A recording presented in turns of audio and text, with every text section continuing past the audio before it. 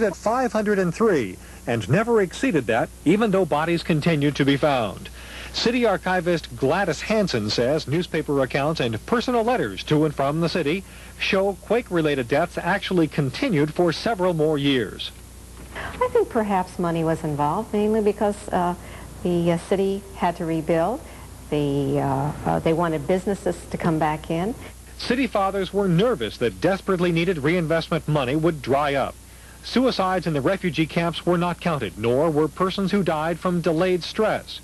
Virtually every day, Hansen answers inquiries from around the world, from families of persons who went to San Francisco in 1906 and vanished.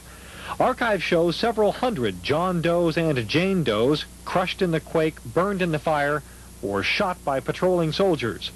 Earthquake survivors observed the quake's 78th anniversary Wednesday. 96-year-old Newt Keevy was 18 at the time. He recalls that enforcement. And they hollered the fellow to halt. And the fellow kept right out there going, and he just took up his gun and shoot him right off the seat. The quake was the equivalent of 8.25 on the current Richter scale. The fire that followed burned for 3.5 days, destroying 29,000 buildings. Bill Von Barton was only 6. His parents and brothers and sisters died in the fire.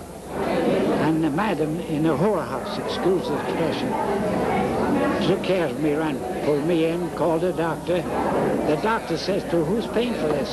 She says, "Now who do you think is supposed to pay for this?"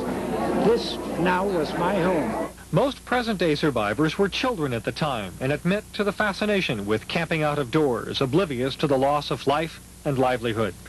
One woman, aged 10 at the time, recalls looking back at the burning embers, bright red sky, and exclaiming, "How beautiful the sky is."